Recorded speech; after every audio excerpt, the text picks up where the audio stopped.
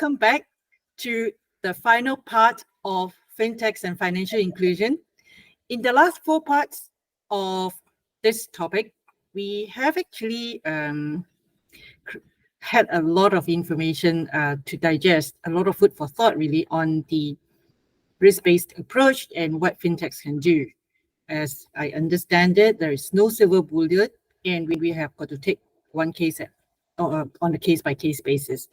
And I think, what I felt like is we will start with this simplistic notion. You have a funny accent and you don't have documents, and so we can't help you. So I do have a funny accent, I believe. But I do have documents. So it's still not too bad for me, but I cannot imagine what it's like for some of the people who do not have the documents to prove their existence in the world. And how then can we foster the development of a robust risk-based approach when the current predominant strategy for risk mitigation seems to be reduced to checklists, and where traditional checkbox methods for onboarding fail to address the complexities of individuals who lack a permanent address or are faced with impediments stemming from their nationality. Well, I do have a few friends who had faced this predicament just because they are nationals of sanctioned countries.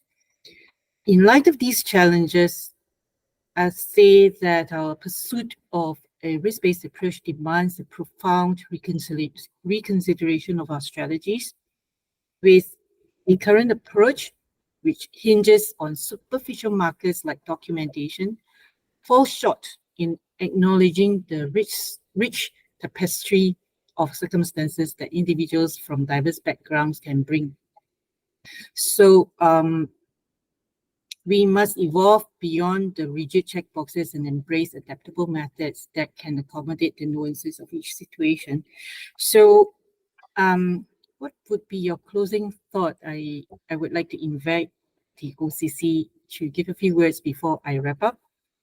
Shall we start with Nigel? Always me, isn't it? I'm convinced that the biggest hindrance to fintechs solving or helping to solve financial inclusion and financial exclusion, rather, is that the combination of a lack of ability to identify people, coupled with a fundamentally untrustworthy technology, and the technology which is difficult to access, either because the underlying system, the telecommunication system, isn't good enough, or because the technology you hold in your hand to access it is difficult for many people, and then there's the cost of that. So whilst I can see that it was easy to say fintech is going to reduce the costs across the board and it's going to make everything nice and simple but for everybody, actually it's not, and it can't. And I think that problem is going to persist. And I don't think that ultimately, with all the best will in the world, fintech is the solution to financial exclusion, however that exclusion arises. Des?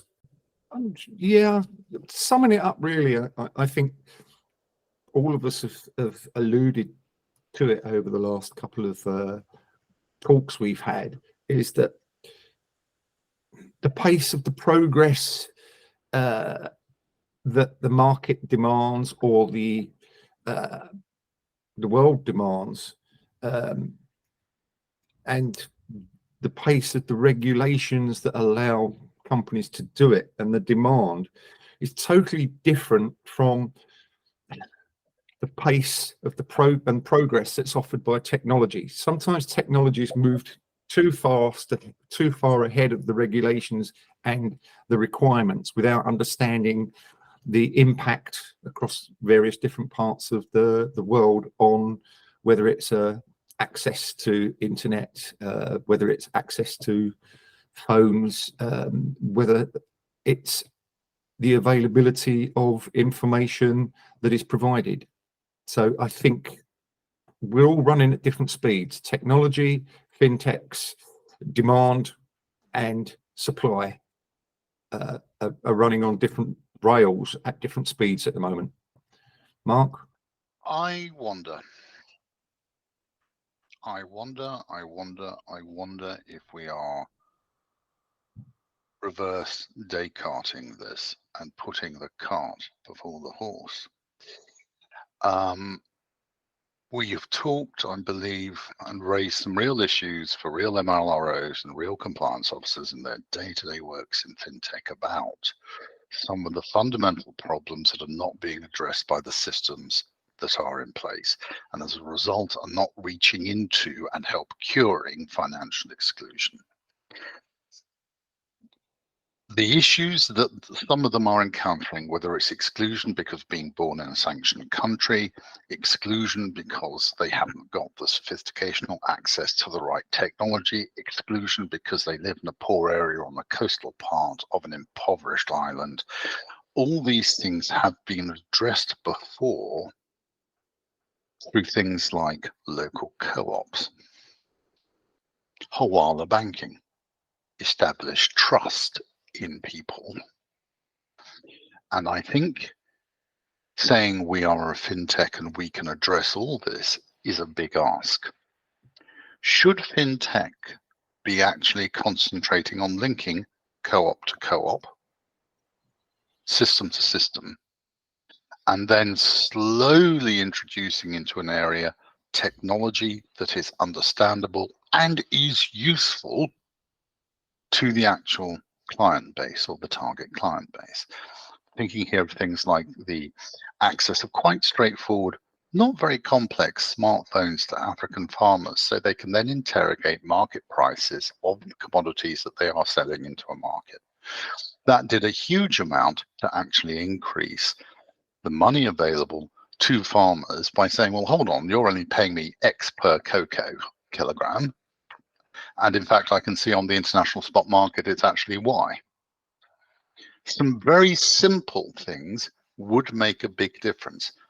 But are we patient enough? If our returns are what are we making this quarter, do we have the patience to help people in the long term?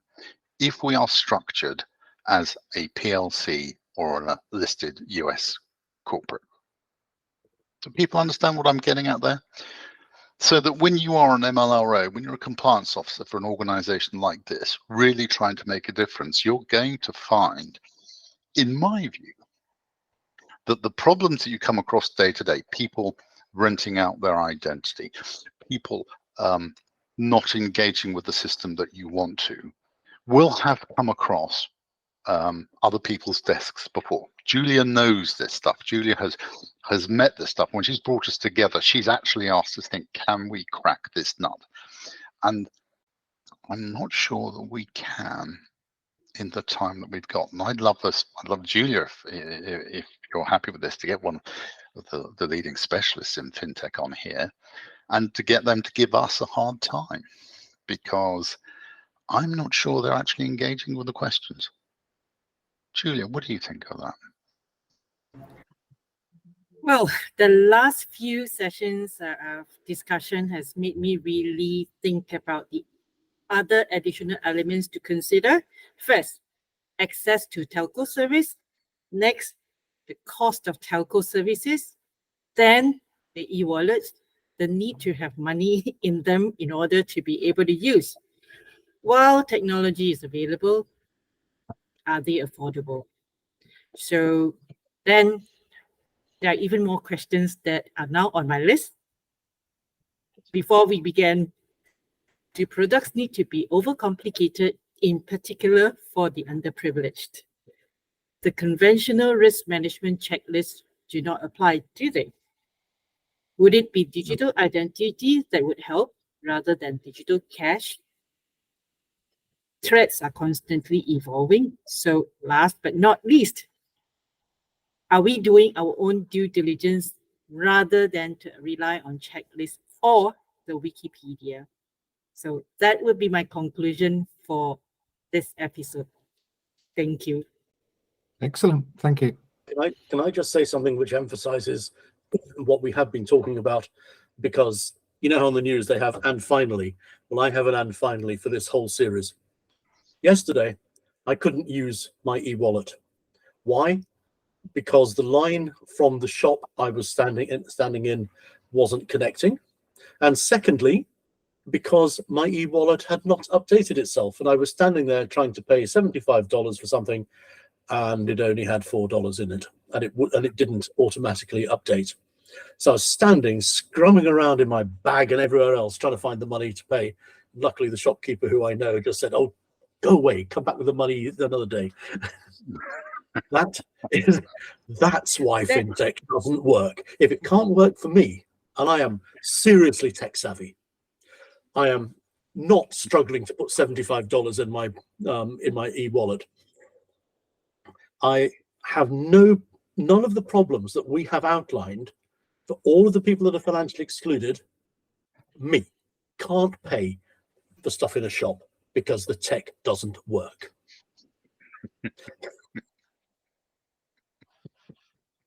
And finally, we're out of here. Yeah, we're out of here. Thank you, Julia.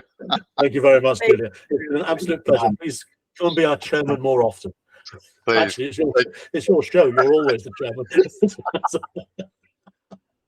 You've got the job, Julia. Thank you. Yeah. I got it. You. Okay, bye. Bye.